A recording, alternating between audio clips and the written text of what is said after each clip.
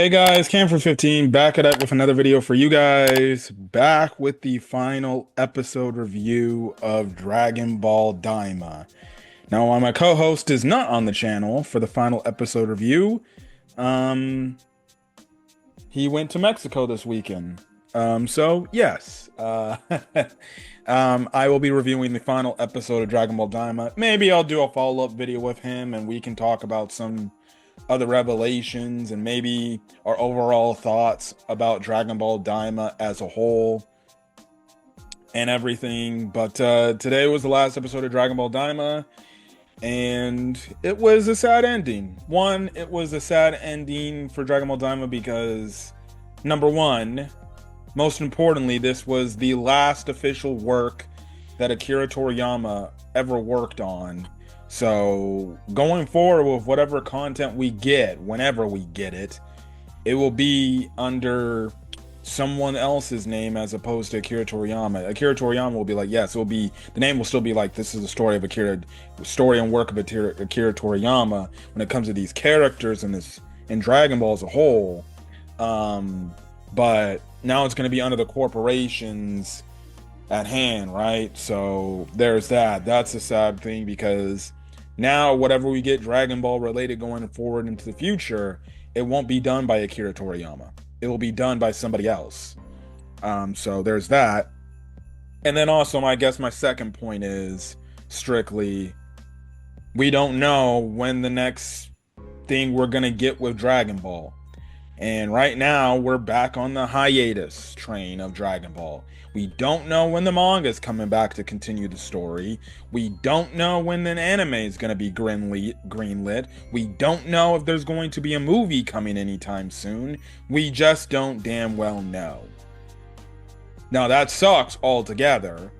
And it's going to be leaving a lot of Dragon Ball fans in this mode of, well, what do we do now till we wait? Well, we got Sparking Zero, DLC will drop. We got Dragon Ball Z Kakarot, who's dropping the first half of Dragon Ball Daima's story in Dragon Ball Z Kakarot. You got the video games, or the mobile games. If you want to go into Dragon Ball The Breakers, they dropped Golden Frieza.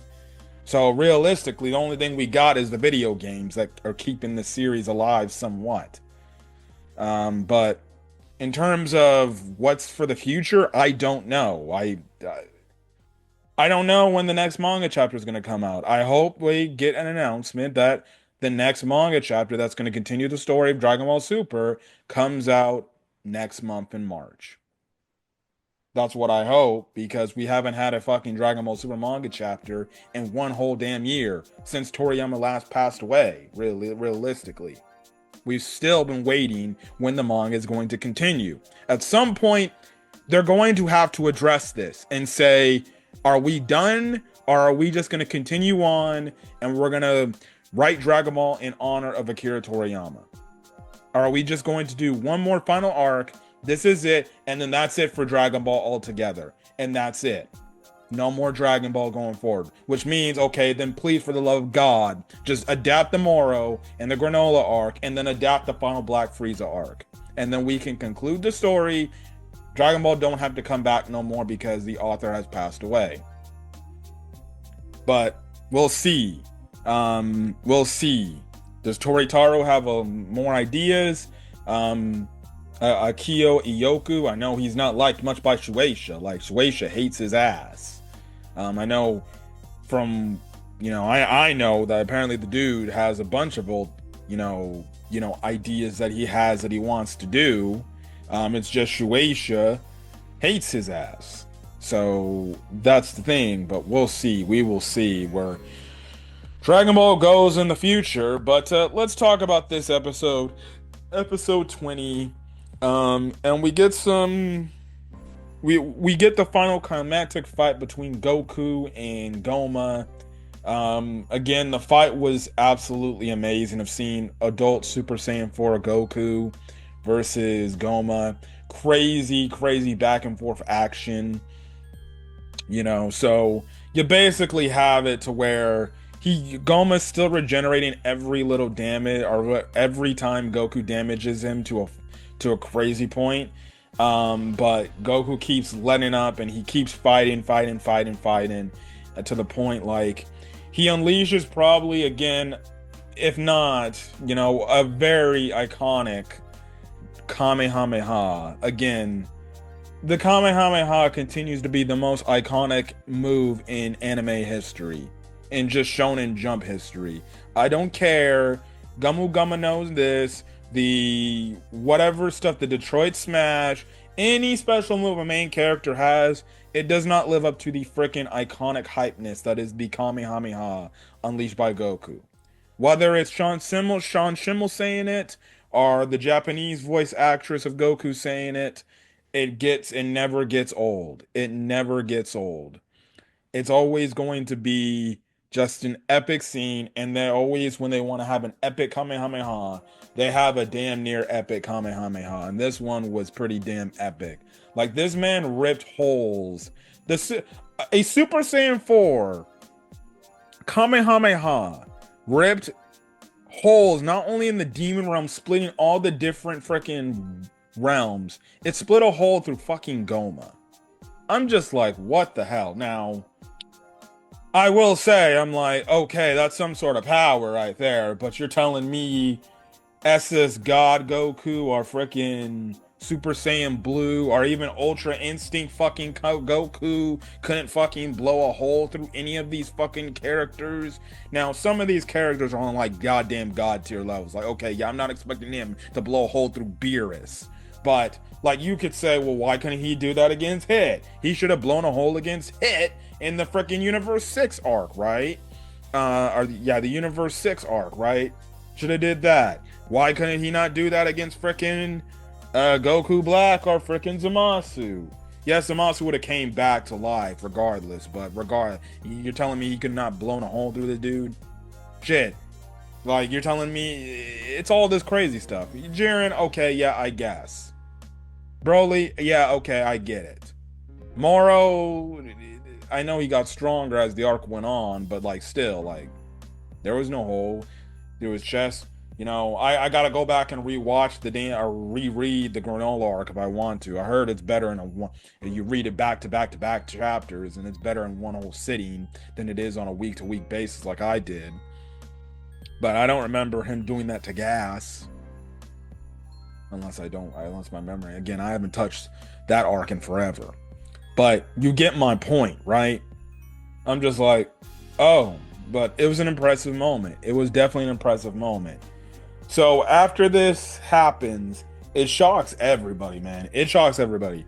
Piccolo then goes into action. He then kicks Gomah 2 times in the back of his head because they got to kick him 3 times to knock out the eyeball. But Gomah hits Piccolo when he's about to attempt the third one to win, and he basically places the third eye back in place, and he looks like he's about to unleash this crazy fucking power, and he's just gonna go even more crazier with power than he did before. And out of the blue, freaking Majin Ku Majin Ku comes in and just hits him with the book 3 times, plops out the damn eye, just like that. And that's it. Majin Ku won the fight. He basically beat Gomah. Now, I possibly could see some Dragon Ball fans like, that's how they win? That's really stupid. But that honestly, to me, is like complete essence of Akira Toriyama right then and there. Like, legitimately. I bet you there's like Dragon Ball fans probably out there like, that's how you're gonna end your fight against the big bad? You're gonna have the gag character beat him? And then they probably just went on to say this fucking show sucked ass. So, regardless, I was fine with it. It was shocking. I was like, oh, okay, I guess that's fine. So you had that happen, right? So,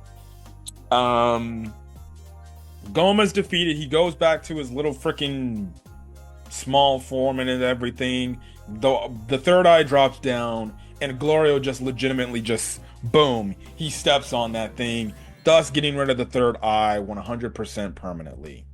So, but I'll talk about it at the end of the episode, right? So basically, the day is saved. Goku and company won and everything. So basically, you get it to where you kind of get, you're like, oh, good job, everybody. Yeah. And everything, right?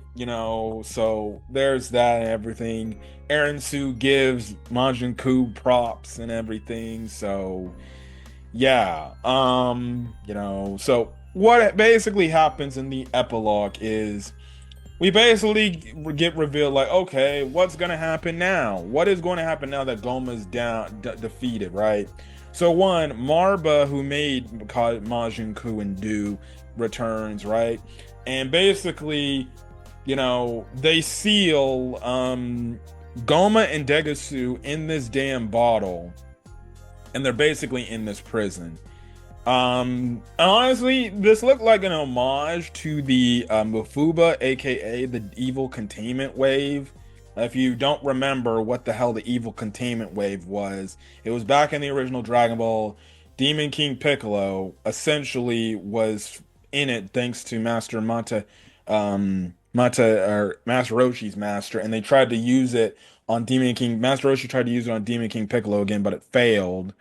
And then we obviously saw it get brought back in Dragon Ball Super when they tried to do it with Zamasu, but because they didn't bring the talisman to do it, to stick it on the canister, that was basically it, right? And he broke out, you get that arc ending conclusion, right? It was kind of like that, but they don't need no dang seal. They're literally stuck in a bottle for, they said 99 years, basically, right? So that's the thing. Him and Degusu are basically in there. It's not like they're trapped in there and they're just like, oh yeah, it's this whole thing. It's like they're like in like some sort of mini prison, right? So they're basically there for 99 years, which, if we're being honest, I don't think they're ever going to be getting out anytime soon. If not, I don't think they'll be released. It was interesting that Degasu was also going to be in there, but then again, he did try to become Demon King all on his own, so there's that. But anyways, basically, now that Goma's out of the picture, there is no overruling Demon Realm now, or Demon King now. The Demon Realm is basically kingless. There is no ruler.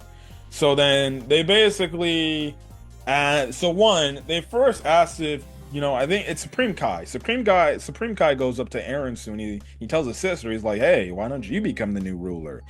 And basically, Eren Su actually says, no, I'm not going to be the ruler because I still have my ambitions of wanting the Demon Realm to be the type of Demon Realm that I want it to be, right? And plus, who's to say that if I get out of hand, somebody's just going to come to the Demon Realm and finish me off. So I kind of don't want that whole thing to do with, which kind of shows her like, one, I'm guessing she saw like, okay, this might be a little bit too much for me. Now Neva comes in and he kind of quote remembers what she said, right? And he's like, well, Legend, typically with how it's gone, whoever defeats the freaking previous Demon King is essentially now the new Demon King.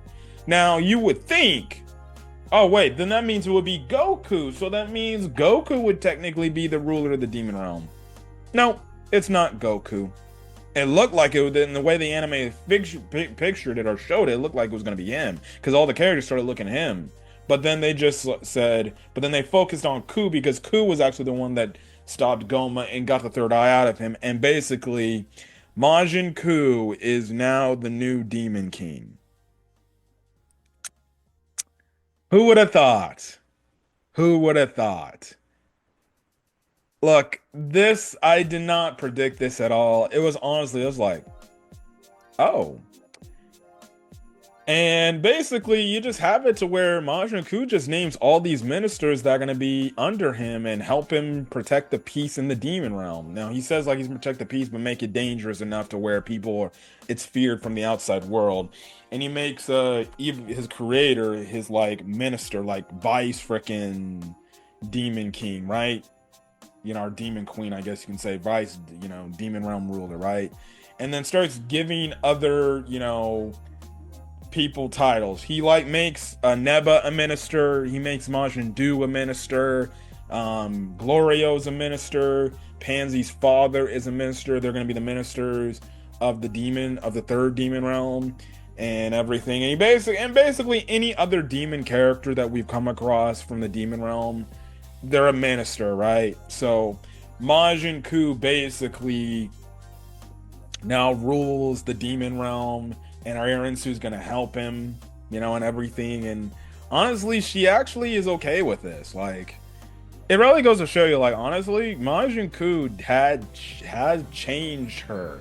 Like, she was clearly at the start of the series, like, kind of conniving and evil, and where she gives like that she could be the final boss type of character thing.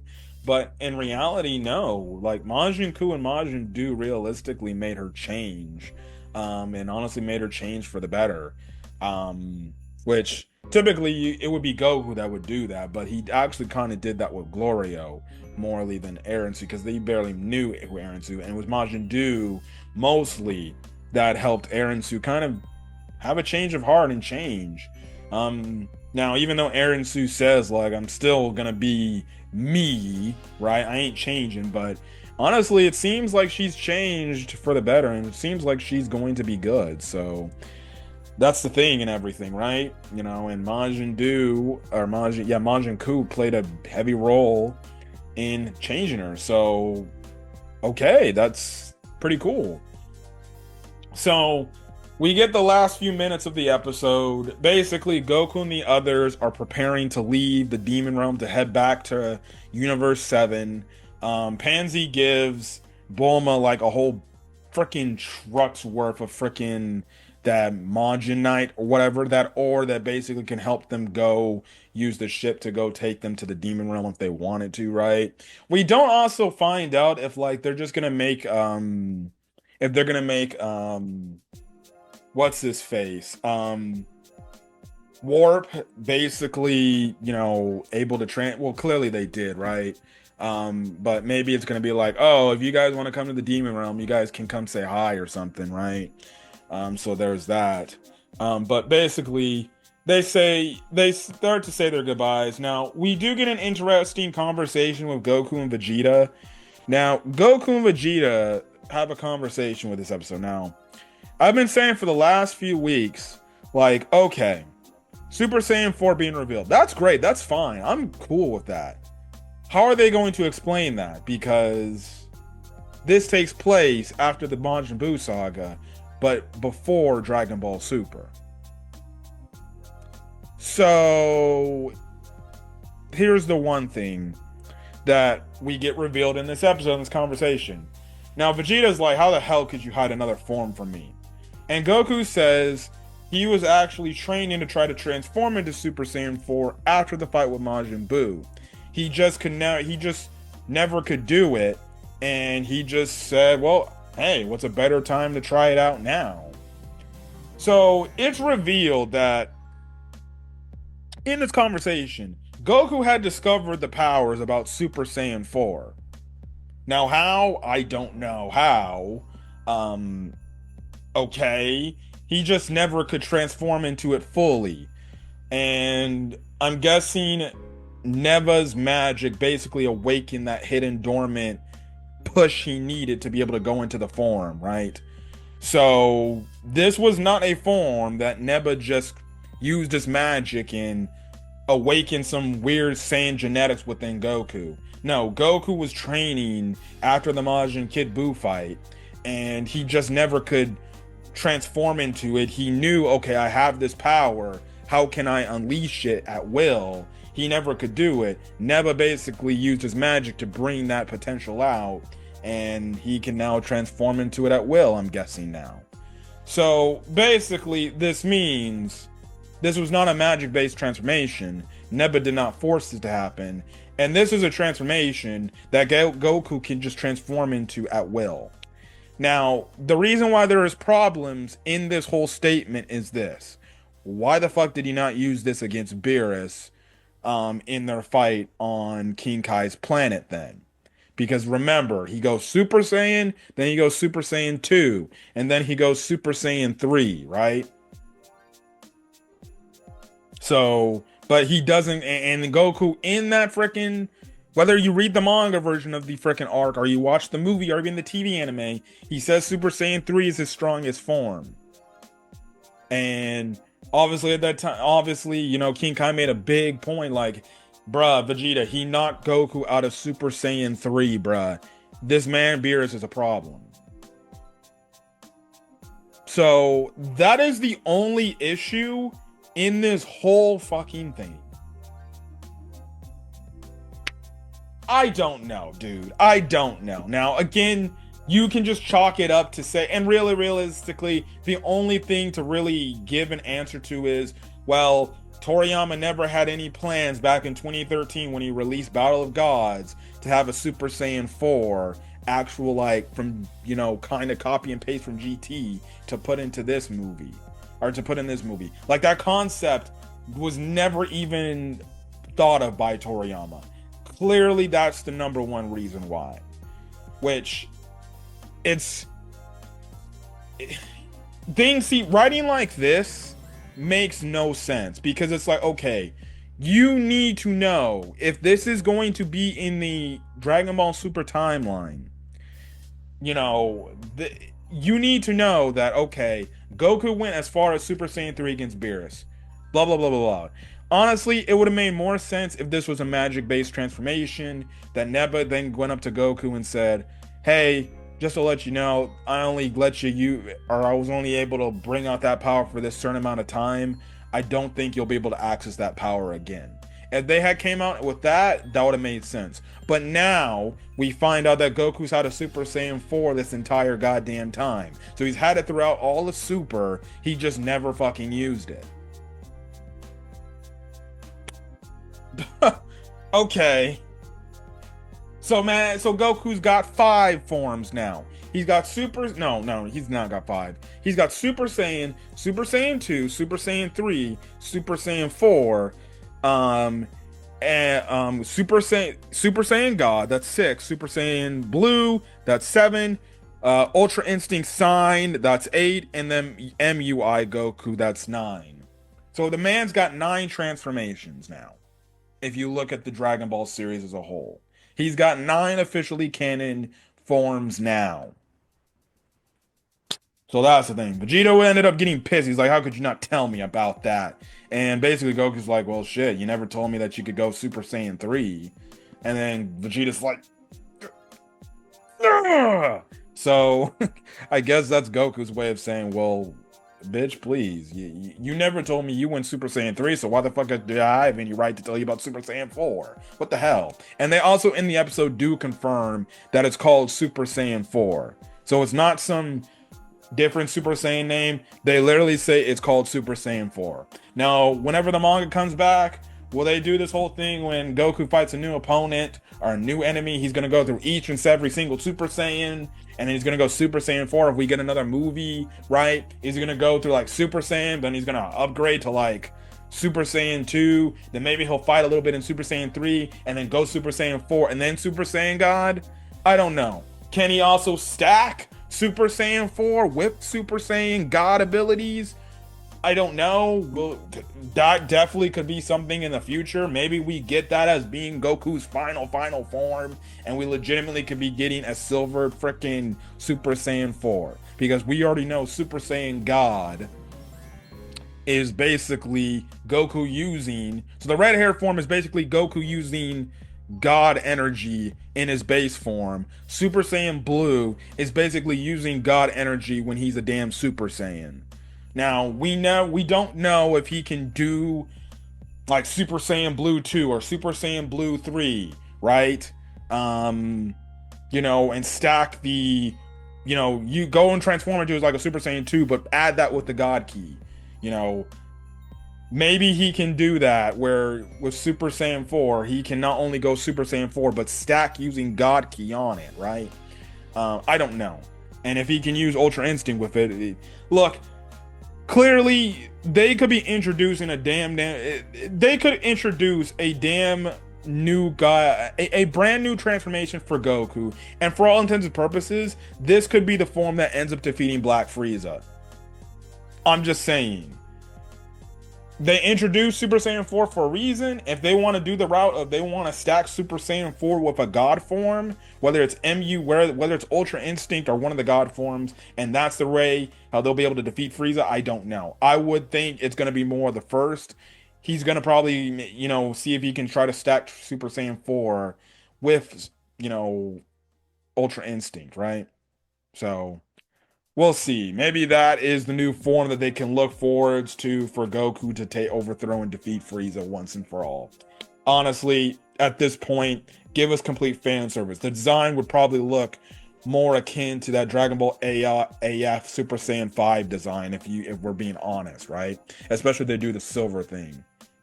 Right? And Toritaru, who works in the manga, he did work with Dragon Ball AF stuff. So maybe, and I mean maybe, I'm not saying it's happening guaranteed, but maybe we potentially could be getting basically a Super Saiyan 5. Well, it won't be called Super Saiyan 5 unless they want to call it Super Saiyan 5 in the show. Off basically a fan-made fucking manga. Alright, whatever. Regardless, Super Saiyan 4 in this case it's a clear-cut fan service form. It was a clear-cut fan service form, and it was Akira Toriyama's take on Super Saiyan 4. But in terms of the canon, it makes no sense why he never used this form in the past. Shit, he could have showed this off to Caulifla and Kale and saying like, hey, this is... Which, maybe they'll get that form, and that will be their specialized form if we ever focus on get a Universe 6 freaking Planet Sadala arc, right? I don't know, but we'll see. We will see. So there's that. The characters basically say goodbye. Majin Ku basically was like, hey, if there's any danger, we'll definitely ask if we can ask for help too. And then two, again, because of Goku's Kamehameha, there's the gateway from each demon realm is basically passed, and it honestly created better air for Demon World number 3. So basically the characters go back. Glorio and Pansy are going to take Goku and his friends back. They basically say goodbye to all the characters in the Demon Realm. The Demon Realm seems a lot more peaceful, a lot more happier, and a lot more safer to be in as opposed to when we first started off, right? So yeah, everybody's saying goodbye. I did find it funny seeing how Pansy was holding up Vegeta's hand and forcing him to say goodbye because he's just like, she's just like, I found that to be absolutely hilarious, bruh. Vegeta was trying not to say nothing. He was just trying to get out of there and get home because he's pissed that Goku got another fucking form on him. Which then would make sense. Which then can only ask the question, does Vegeta have Super Saiyan 4 too? Because you would know the moment they get back, Vegeta would be training heavily just to get Super Saiyan 4. So, I guess he would have Super Saiyan 4, to be honest. I guess he would have Super Saiyan 4 because, listen, he clearly trained to get Super Saiyan 3 because Goku had Super Saiyan 3. Now he knows that Goku had Super Saiyan 4. He definitely probably went back and he's like, all right, I'm training to get Super Saiyan 4.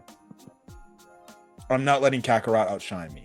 So I'm guessing if we ever get a future, whenever we get a manga and we ever see these characters fight and they go Super Saiyan 4, don't be surprised if Vegeta has it. It will make complete sense.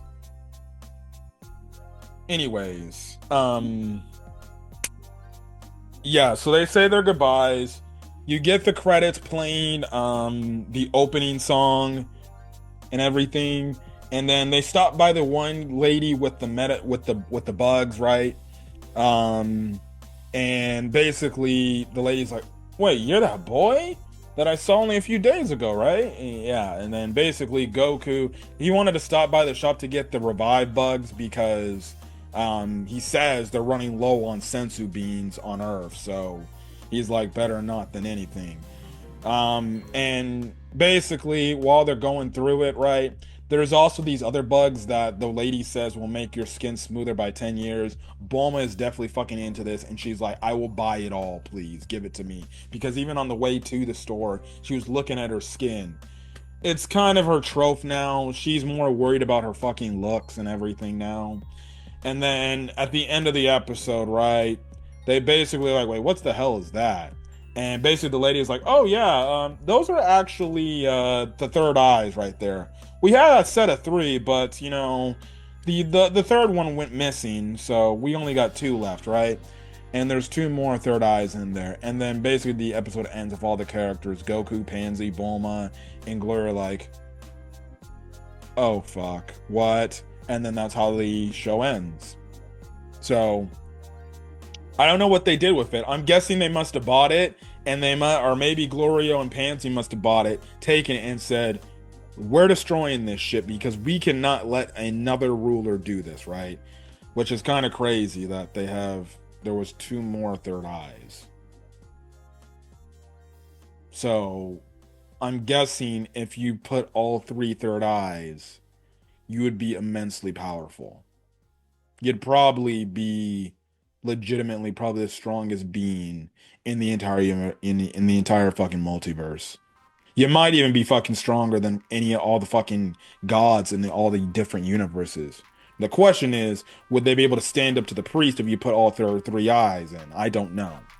I'm guessing the way Gomah showed off his power, he was fucking strong and he kept coming back. So I don't know, but overall, that was it of Dragon Ball Daima. It was a nice ending. Some Dragon Ball fans may feel like that wasn't a satisfying ending. Even in the ending credits, you do see the characters going back and getting back to their, you know, re-aged self, you know, their old selves or when they started off at the show. And we still didn't see Gohan. Gohan was not in this show. Gohan or Videl was not in this show one bit.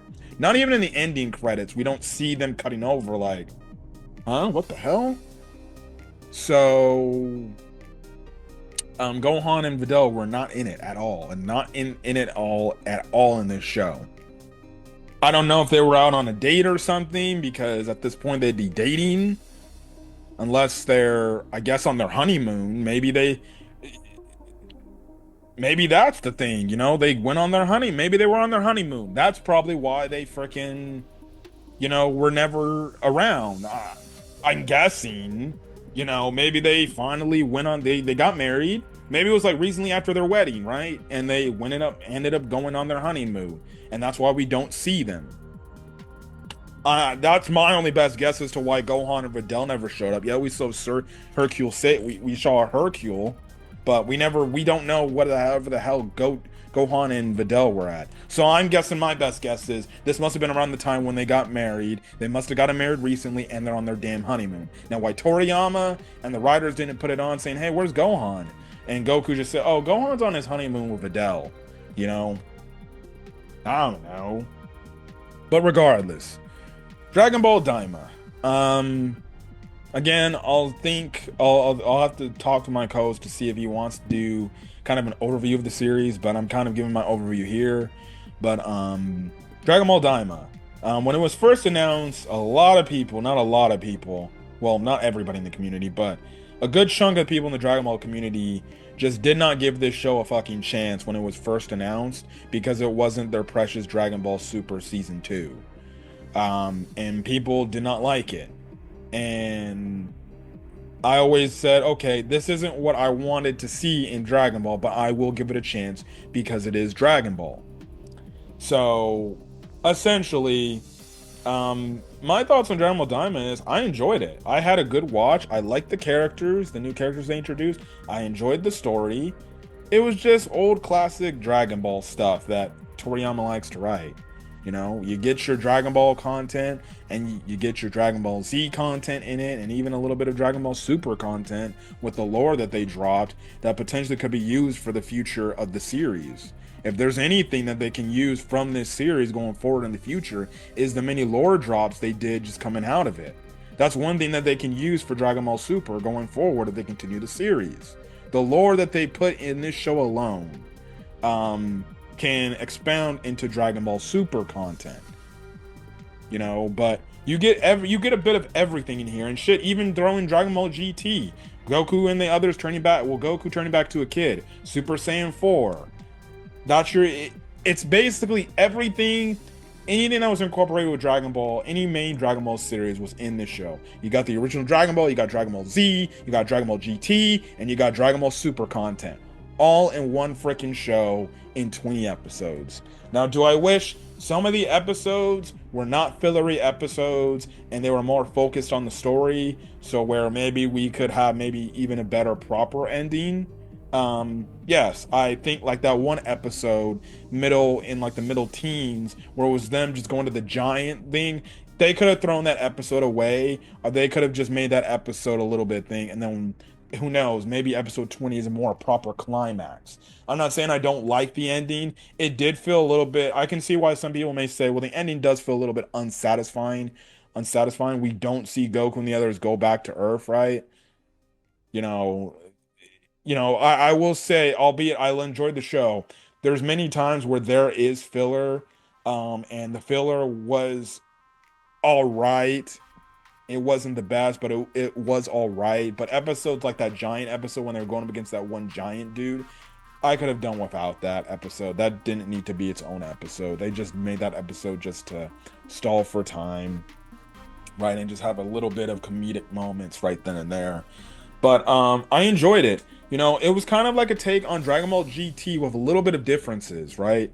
It's not just Goku going little, it's everybody going little. And then two, the fact is they made the other characters feel important, and they use the other characters. That's the thing, right? I like that because with Dragon Ball GT, they didn't really use the other characters, and if anything, the other characters outside of Goku was like straight up getting washed. The other characters actually were good. Getting information about the lore of the demon realm and just the lore of the Dragon Ball mythos as a whole. Again, like I made a mention, you can use that lore for Dragon Ball Super content to build upon, right? The demon realm is an arc, so who's to say that maybe in a Dragon Ball Super arc we could return and we could see an aged up Glorio and Pansy and say, hey Goku, we have some trouble in the demon realm, could you help us out with this? That could be something. I love the moments, all the great moments, all the great transformation moments, whether it was Vegeta going Super Saiyan 3, the first Goku, the Tamagami number 3 versus Goku fight. It was all good. It was all good. I enjoyed it. It's a solid Dragon Ball show, and it was an enjoyable watch. It really was.